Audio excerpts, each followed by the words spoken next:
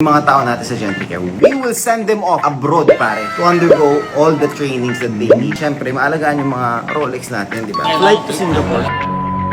Sa Singapore gago. Seryoso ba? Hindi ako naligo. Yung brief mo sa ko pa ito kahapon.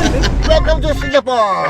Matutuwa yung mga kliyente natin dito, grabe. They can actually change the look of their watches. What's up, guys? Another watch, another day. Time check, pare, oh. It's 5:30 in the morning. It's a very big day for Gentricare, guys. Kasi as we open our Gentricare, syempre, yung mga tao natin sa Gentricare, we will send them off abroad, pare, para to undergo all the trainings that they need. Syempre, maalagaan yung mga Rolex natin, di ba? Today, they are scheduled to go to Malaysia for almost 1 month for the whole training. Syempre, sagot natin yung training. Meron rin sila mga allowances, of course. Syempre, may sahod pa rin sila kahit naka-training sila. Hindi lang yon, of course. Me naman, ang gagawin ko is also prepare for Gentricare products naman ni Gentricare, which is yung mga straps para sa mga Rolexes natin. Kaya pupunta rin tayo ng Singapore. So, dalawa ang trips na mangyayari today, ha. Dadalhin natin dito sa Pilipinas yung isa sa pinakamagandang strap makers sa buong mundo. We are trying to be with the authorized dealer and distributor nila dito sa Pilipinas. Kaya abangan nyo yan. And, dahil pasabog, ha, ang kasama ko talaga, ako, si paring videographer, at saka si boss manager, si Omar, pare. Pero si Omar, hindi niya alam na pupunta tayo ng Singapore. So may prank tayo sa kanya, gagantihan ko kasi last time, pumunta kami ng CDO. Fasting pa ako noon, pare. Pagdating namin ng 6 a.m., sabi nila, doon na kami mag-stay sa hotel. Ang ginawa, nag-i-intro ako eh. So, eto na nga, si boss manager, pam! Hi guys, good morning. Sama natin. Yung mga tropa natin sa Malaysia. Ay, sa Malaysia, sa airport. sa airport. Tara. Yung mga routine mo sa morning. Yung nga pala, mag-apple cider lang ako ng konti. Outfit ko. Galit dito si paring ngayon, pero. Ginoro mo. Ano nga, crooks ka lang? Sabi nga natin sa araw, pajama lang daw ako eh. Na ako marinig ka. Paparang natin sa Malaysian Dalanggan. Oo, magsi-6 pa lang. Kung makakabalik tayo by 9 a.m. o, Dota tayo kahit 1 gig. Tayo guys. Ay, saglit lang. Totoo ba? Naiwan yung passport. Naiwan mo yung passport mo? Wala pa yung pinaka-importante bro ah. May time pa. 3 hours early naman May namin yung passport ko, brad. Oo, sir pa. Kaya ganyan gago mo lakas ng Dota yan. Gentry ah, legit. Guys, Tito Boy. Tito Arvin. Si Johar, pare, apat yung mga yan, mga head technicians natin yung mga yan. Oh, good luck sa inyo guys ha. They will be back after 1 month pa. Kasi ito mo wala siyang dala. Yung backpack na dala niya kay Tito Erwin yun. Nakakross pa. Magbi-business meeting sa Singapore. Hello. Flight to Singapore. Tangina mo na sa Singapore gago. Ganda yung Singapore. Naiyak siya. Hindi niya alam nalilipad kasi siya eh. Ay, seryoso ba? Ang ina mo, hindi ako naligo. Yung brief mo sa ko pa ito kahapon. Oh, ganti ng naapi. Pinaprank niya ako dati, di ba? Nila ko Ganda pa ng business BS meeting, si Dilags kasi, yung premium watch, nag-set na sila ng meeting, sabi niya, we want you to be our distributor sa Philippines. So, syempre sabi ko, pupunta lang ako, mag-isa lang, dapat may isama ako. Inaalala ko, pinrank mo ako dati, sabi ko, try ko nga. 2 days kami doon, oh, tiga mo. 2 days! Sabi na, kupal mo naman doon. Ano gagawin ko doon? 2 days wala akong damit. Tawa pa siya ng tawa sa'yo, nakalimutan mo yung passport mo. Pareho tayong kakamot ng ulo. Hi guys! Oh, i-upload, tinanong kung anong gagawin niya sa Singapore, di niya alam sasabihin. Gusto ko magpalit ng brief. Naku-conscious ako sa andal. Hindi tayo damit. Shopping tayo mamaya. Okay, safe ride! Welcome to Singapore guys! Nandito na tayo. Kaka-disembark lang natin. Umaging kaya yung mga kape nila dito sa Singapore. Pare, yan ang tetestingin natin. Okay guys, meron na tayong Singaporean dollars. Para may pang-shopping na tayo para kayo. Na-arrange yung mga schedule dahil para doon yung schedule today. Yeah. Mandarin Hotel. Okay? Welcome to Singapore! Atid tayo sa elevator.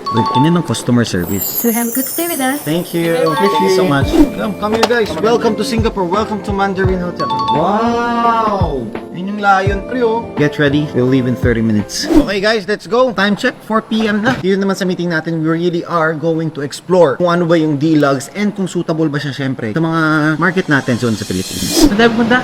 Raffles. Yes, guys, sarap sa billing, nakaligo na ako. Rats, nakaligo na. Mamaya magsha-shopping tayo. Pag hindi natin masilyo yung deal, hindi ka makapag-shopping. Tulungan mo ako, lambingin mo sila. Dapat makakuha tayo mga exclusive deals from them. na tayo guys. Kaya try mo paring Art Singapore Coffee. Bago mag-reload, dito muna. Would get 2 piccolo lattes, 2 flat white, and then 1 mocha. Ano, dalawa kape ko guys. Ito kalakas magkape. So, ano nga ba ang piccolo latte? Is 2 parts milk, 1 part espresso. Nice na yan, Kung boy. gusto mo naman ng 1 part espresso, 1 part milk, that is cortado. This is the latte nila. So, number 1 guys, ang latte, pag sinerve sa'yo, dapat inumin mo agad na hindi ka mapapasok. Pag napasok, ibig sabihin pangit yung pagkakagawa. Kasi ang latte dapat not exceeding 70 degrees Celsius. Yes. Sarap. Maayos ah. Ito yung kape. Thank you so much, Singapore Coffee. Next stop natin, pupunta na tayo kay D-Lugs. So, we already got our daily dose of coffee. Kaya, yan, kita mo pare, Patek Philippe, Rolex, the Hourglass.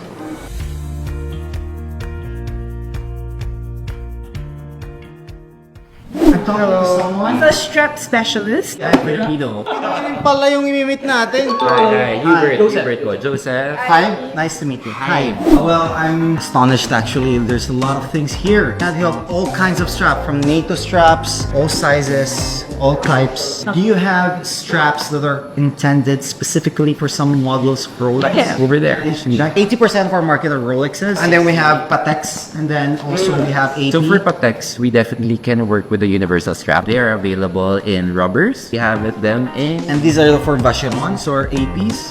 These are the PRX. Oh, PRX. Alright, Tiso. Sinasabi ko na ano, technology nila. And then it slaps.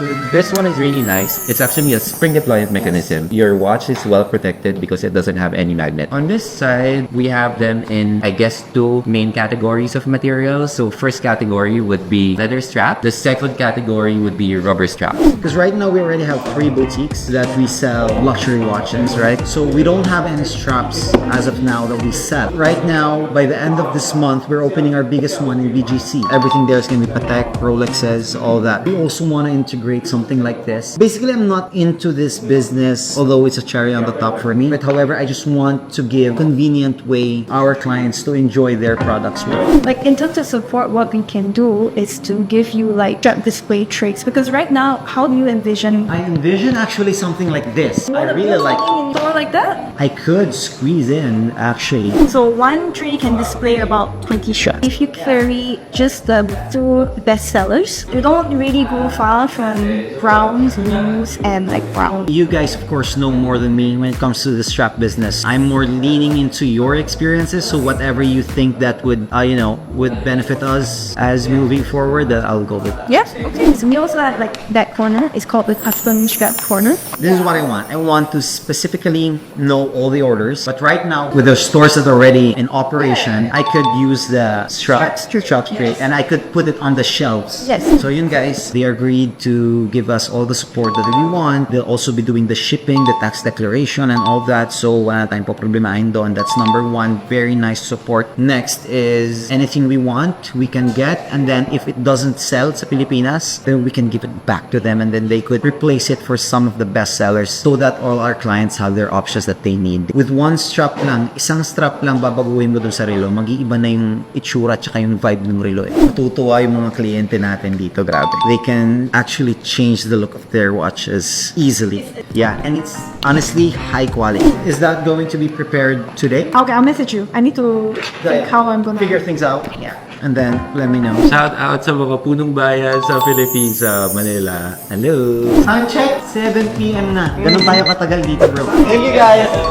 So yun, guys. It was a successful meeting. They accommodated us. They were very excited. We share the same enthusiasm going into this partnership. They'll just have everything ready. Maybe we can come back tomorrow to check everything and then they'll ship it out na. So for now, shopping na? Oh, pero... Dili tayong damit mo? Tara! Nakakalula mag-shopping dito po. Parang kulang 2 milyon mo dito. Malaki ito para sa kanya, no? okay to. Sakto yan?